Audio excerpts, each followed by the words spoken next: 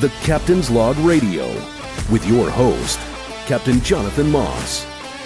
Hey, welcome to the Captain's Log Radio. I'm Captain Jonathan Moss, and this is our Tackle Box Tip segment presented by Icon Coolers. Today, I've got with me Captain Zach Lewis from Amplify Charters here on the Space Coast. We're talking about casting to spooky fish. Whether that's fly or spin, spooky fish can be difficult because they are, well, spooky. They want to swim off. They're aware. What do you got for me today, man? How do we get more success and a higher bite ratio from these spooky fish? Well, this little tip is going to be for either fly or spin. First and foremost, it's going to be how you move around your boat. A lot of people that I take on charters that new to fly fishing, or at least new to saltwater fly fishing, they rock a lot when they cast. And when you're rocking, you're sending out, the waves, and you're sending out vibrations. And redfish, snook, trout, all of them have lateral lines, and they're all going to feel that, and they're going to be very spooky. They're already going to be spooky because our local estuaries here. But so number one is definitely try to be as still as possible while you're making a cast. Try to be as quiet and stealthy as possible. And then secondly is you have to use longer leaders. Now, most of your store-bought leader is going to be 9 foot, which is fine. You can use 9 foot leader, but put a foot, 2 foot tippet on the end of it and a light tippet on top of that. I typically use 15 to 20 pounds if I'm fishing a flat. Now, if I'm fishing snook or something, or if I'm fishing structure, I'll use something a little bit heavier, but that's all going to depend on the water clarity, and there's a whole lot that goes into that as well. But using longer leaders, being aware of where your fly line is a huge one. Don't overcast the fish. You don't want the fly line going over top of the fish's head. And then, of course, when you make your cast, you don't want to overcast your fish, end up lining the fish, and they're going to spook every single time. So biggest tips, I'd say definitely try to be as still as possible when you're casting, not making a lot of vibrations so they don't feel you. 2, use light as leader as possible, and use a longer leader if you have to. You might have to lead these fish. And my third tip is not overcasting the fish, being aware of where your actual fly is, not necessarily your fly line. Yeah. I had a great angler on the boat yesterday, a repeat guy. And I will add the fourth one. And this is something I struggle with, okay, is remaining composed.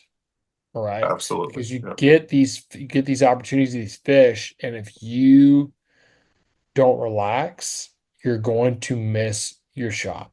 You're going to overcast. You're going to line the fish like you talked about. You're going to cast the wrong direction. You're going to cast too far.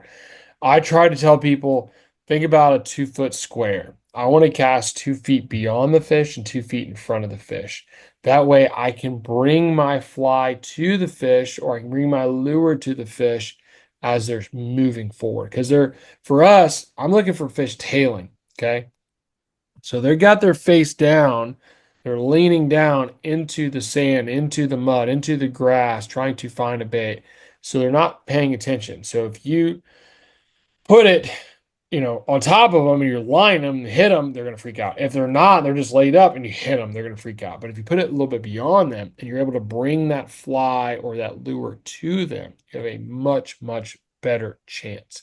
If you're throwing a spinning rod, this is what I always tell people. I told my guy yesterday, cast beyond the fish, and as soon as that lure gets right before it hits the water, flip your bail close and start cranking, okay?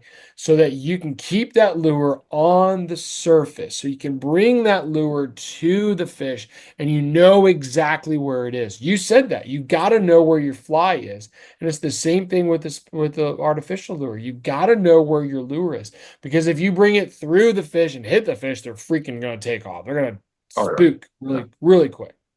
And if you bring it too far from the fish, they're not going to go find it. They're so focused on what's right in front of them. But if you know exactly where your fly is, you know exactly where that lure is, keeping them on the surface and dropping it right down there in front of the face, as soon as it gets in front of them, they're going to smoke it. And that's exactly what we want. Great stuff, man. The sitting still, the moving, that I get that a lot too. People get really animated with their cast. It's like, bro, Mhm. lower And torso. You ain't.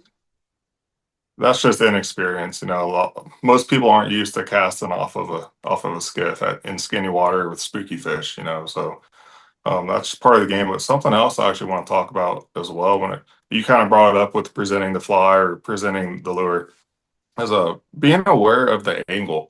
You know, if the fish if they're facing away from you, it's going to be very difficult to do this. But Mhm. try not. What I've noticed, if you bring your fly or bring your lure straight towards the fish's face, it's unnatural. And a smart Yeah, fish, a spooky fish, they're going to spook 100% of the time just because it's not natural. No mullet swims willingly into the face of a redfish or a trout or a yeah, snook or shrimp or whatever it is that you're using. So being aware of your angles and which way the fish are actually facing and moving, try to 45 them and try to do it away from the fish. Cast in front of the fish to where you can kind of position yourself or your guide can and try to bring the fly as if it's running away from the fish. You want to make it the fish's idea mhm, to either eat your fly or eat your lure. You can't force feed these fish, and I see a lot of guys here doing that. Not just my clients, but just people in general. When I'm out and about, I see a lot of people trying to force feed these fish, and it's just not going to work. And all you're going to do is make that fish more spooky for everybody else as well. yeah. Oh, that's good, dude. That's huge. That's important. Yeah. Knowing your angles. That's great. Love it, dude. Awesome. Well, hey, this is Captain Jonathan Moss. This is our tackle box tip segment presented by Icon Coolers. Captain Zach Lewis from Amplify Charters. Thank you so much for being here, man. Appreciate you. Great information. Thank you for having me. You guys get out there, catch some fish. Connect with us on social media at the Captain's Log TV. I want to see what you're doing. I'll see you guys next time. Thanks for listening to the Captain's Log Radio with your host, Captain Jonathan Moss.